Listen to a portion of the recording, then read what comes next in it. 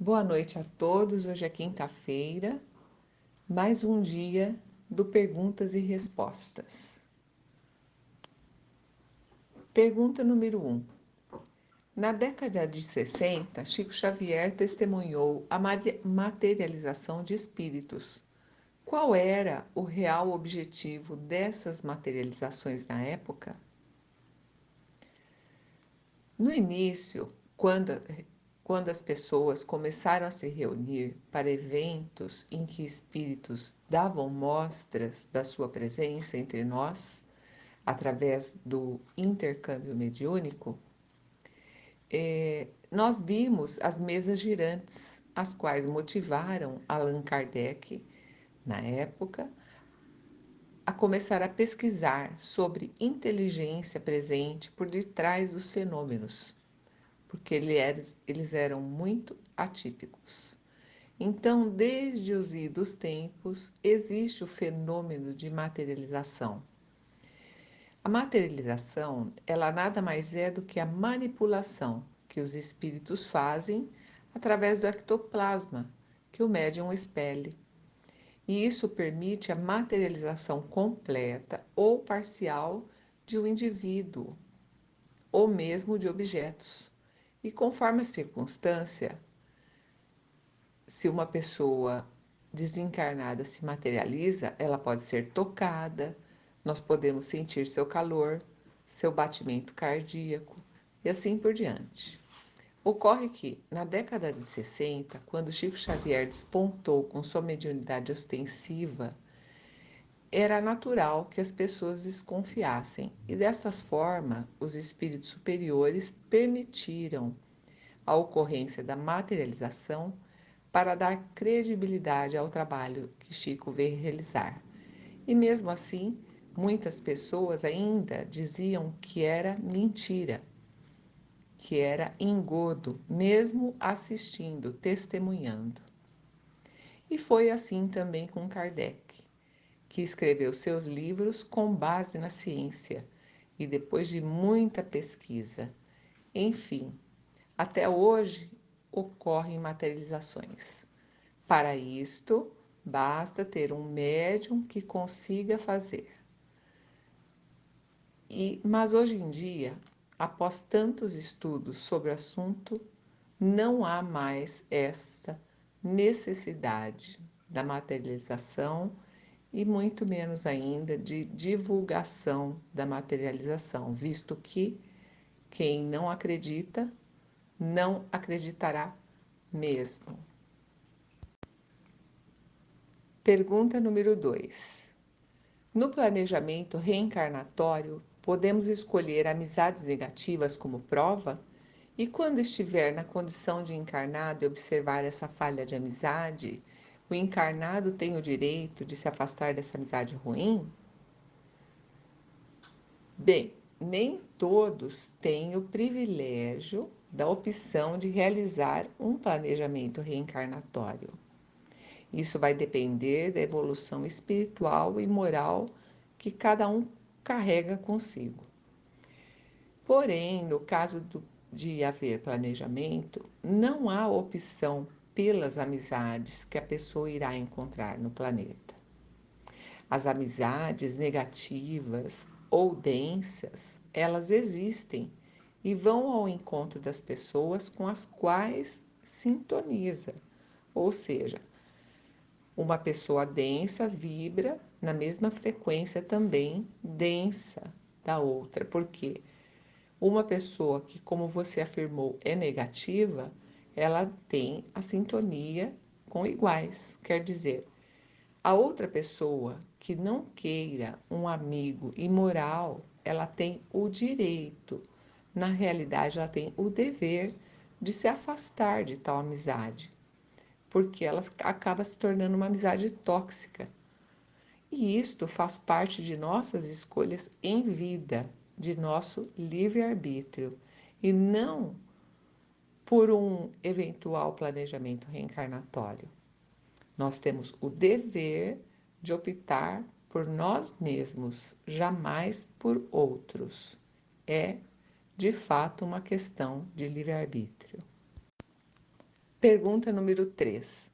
Sou espírita há um bom tempo, mas gosto da cultura cemiterial, de ver fotos antigas nas lápides das pessoas que passaram aqui na Terra na época que foram encarnadas. Há algum erro nisso? Não, não há nenhum erro em ter esta cultura, este gosto. É uma questão natural e íntima de cada um. Muitas pessoas se sentem bem num cemitério, outras não. O que realmente importa é não criar dogmas acerca disso. No mais, é mera questão de gosto pessoal mesmo, sem problemas. Pergunta número 4. Por que os espíritos dizem que a verdadeira pátria é a pátria espiritual? Bem, a pátria espiritual é de onde todos nós viemos, onde todos fomos criados. Todos nós. É bem como quando nós dormimos e desdobramos através do sono, nós também visitamos a pátria espiritual. Inclusive, entramos em contato com espíritos com os quais conversamos enquanto o corpo físico descansa. Acontece que nós não lembramos disso. Nós dizemos ser a verdadeira pátria, a pátria espiritual, porque na verdadeira pátria espiritual todos são amigos, já aprenderam a amar ao próximo, enfim. E nós estamos longe ainda disso. Porque no atual estágio de evolução em que nós nos encontramos, ainda, ainda estamos sujeitos às rodas da reencarnação. Isso quer dizer, nós voltaremos à matéria incontáveis vezes, né? De modo que, ainda viajantes que somos do universo, nós não podemos afirmar que lá no mundo dos espíritos é nossa morada verdadeira. Ela será um dia, sim, mas ainda não é. Enfim, a verdadeira vida não está no local ou no planeta em que nós nos encontramos, mas dentro de nós, no nosso mundo íntimo. Pergunta número 5. Existe vida em outros planetas além da Terra? Sim. Como é a vida em outros mundos? Não há um único homem que pode afirmar e comprovar que a vida nos outros planetas existe, a vida reencarnada. Nós podemos só devanear, sonhar, ensaiar, mas espíritos mais evoluídos que os terrestres, eles podem e nos informam sobre isso através da mediunidade. E sim, basta nós lermos, estudarmos as obras de Kardec, como por exemplo, na Revista Espírita, existem muitas partes em que Allan Kardec escreve sobre comunicações realizadas por espíritos que vivem encarnados em outros planetas, como em Júpiter, por exemplo, em Marte. E também, além disso, Jesus afirmou que há muitas moradas na casa do meu Pai. E nós, sabendo que existem milhões de galáxias, bilhões de sóis, por que nosso planeta seria o único habitável? Em planetas evoluídos, por exemplo, as pessoas não agridem a natureza, não comem seus irmãos animais, enfim, convivem em plena harmonia, já estão num estágio mais evoluído. E, por outro lado, existem também os mundos inferiores ao nosso planeta Terra, em que vivem espíritos exilados, a fim de que tenham oportunidade de se reprogramarem, de resgatar e darem valor às leis do amor que estão aqui e agora disponíveis para quem deseja usá-las. Tudo isso é uma questão de livre-arbítrio. Pergunta número 6. Quando uma pessoa está internada e os médicos já desenganaram, o que adianta orarmos para a sua melhora? Nossa oração pode alterar o destino? Bem, a oração, como nós sabemos, não precisa e nem deve ser aquela oração decorada, falada mecanicamente. A oração é um bálsamo para qualquer pessoa, porque a oração ela emite a vibração.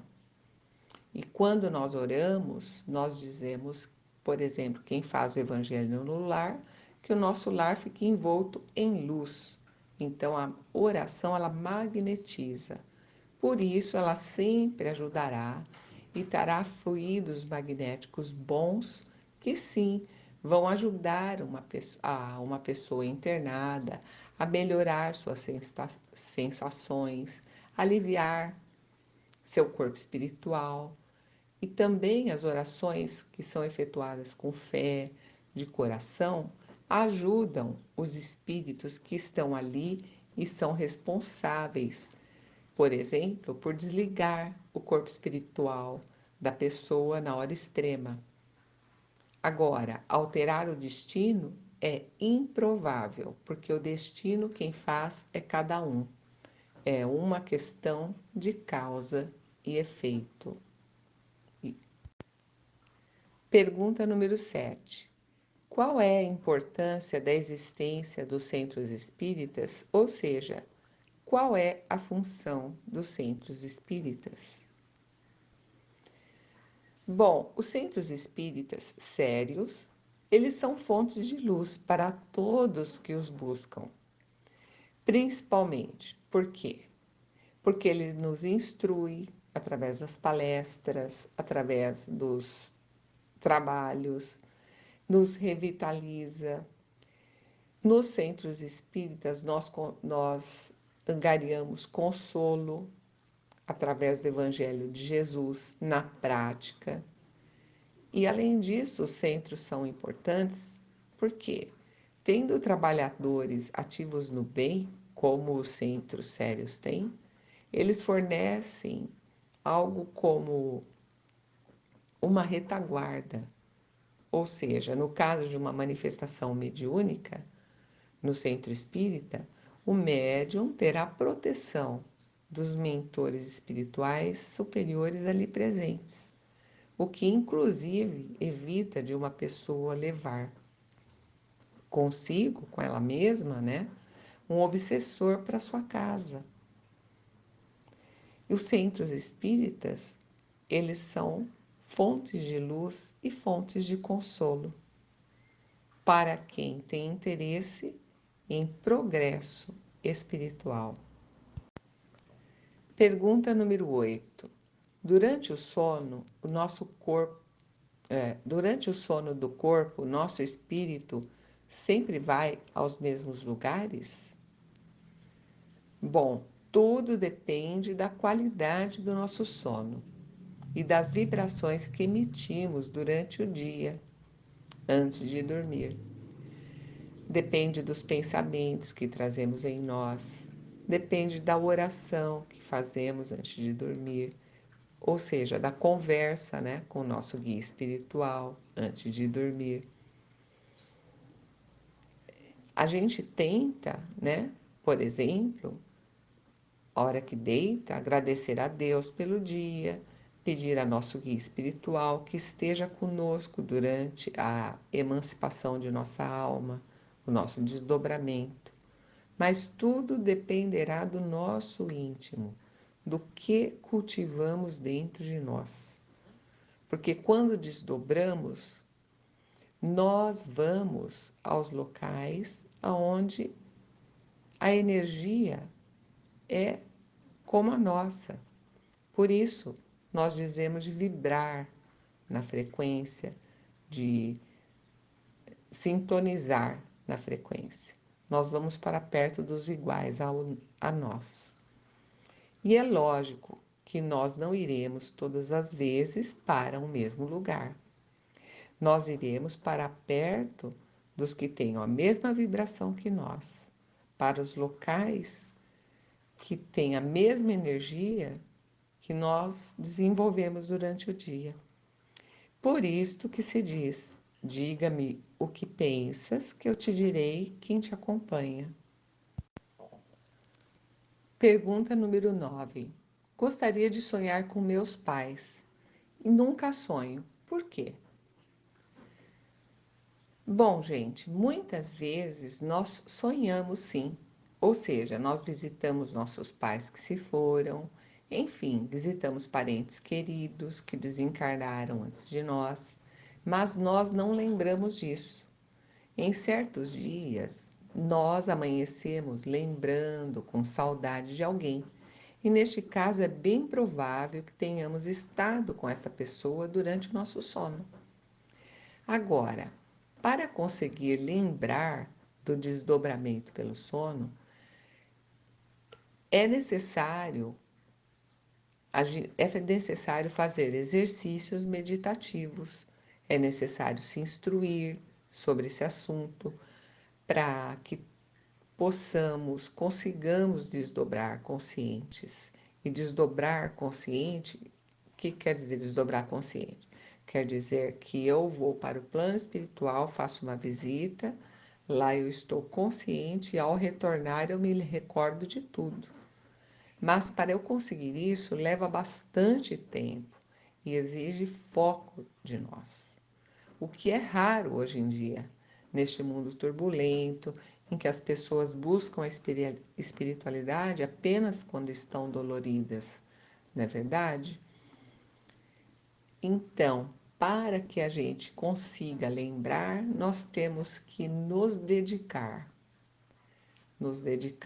à meditação, à calma e aprender com isso a lembrar do sono com certos exercícios, quando acorda, anotar o sonho que lembra e assim por diante. Pergunta número 10. O que acontece quando a pessoa tem mediunidade e a mesma se nega a trabalhar com ela? Bom, isso é bastante frequente. Quando a pessoa tem mediunidade, é sinal de um resgate dessa pessoa. Ou seja, a pessoa veio médium para trabalhar no bem e, com a ajuda da sua mediunidade bem exercitada, ela vai resgatando seus débitos de vidas passadas. O médium, ele deve o quê? Disseminar informações sobre o amor, sobre a caridade, sobre a compreensão, o discernimento e tudo mais que Jesus nos ensinou, especialmente levando em conta o mais importante, que é dar de graça o que de graça recebeu, sem afetação, sem se orgulhar ou ficar vaidoso por causa disso. E esta é uma tarefa bem difícil, porque a maioria opta por ficar, digamos, em sua zona de conforto. Acontece que muitos médiums se recusam a trabalhar no bem, no amor, na caridade. Eles veem, mas não querem ver, sentem, mas não querem sentir. Enfim, eles vivem de certa forma atormentados numa ilusão consigo mesmos, porque no fundo a consciência deles sabe a que cada um veio. Não é necessário apenas ser espírita. Qualquer religião tem médiums. Mesmo entre ateus existem médiums. O importante, quando se tem o que dizem dom, mas é um atributo da alma, é a mediunidade, o importante é trabalhar pela luz, é executar o Evangelho de Jesus, é realizar o bem, enfim, Resumindo, é progredir moralmente. Um médium vem para progredir moralmente. E nestes casos em que a pessoa se recusa a exercitar a sua mediunidade, a sua missão, né? É simples, ela retornará aqui quantas vezes forem necessárias, até que ela compreenda o porquê dela ter mediunidade ostensiva e, enfim, aceite isso e progrida, estudando e vigiando sempre para não ser vítima de espíritos zombeteiros, maliciosos. E esses espíritos costumam levar a pessoa à inércia, à procrastinação, a muitos eventos ruins. Quando este médium que se negou a realizar o Evangelho de Jesus, o bem que seja, enfim, a sua mediunidade, quando ele desencarna, ele enxerga a oportunidade grande que teve e perdeu. E isso lhe dói muito, mas aí já é tarde. E isto custa o quê? Novas reencarnações, talvez até muito mais difíceis, pois deixar de fazer o bem é um grande mal.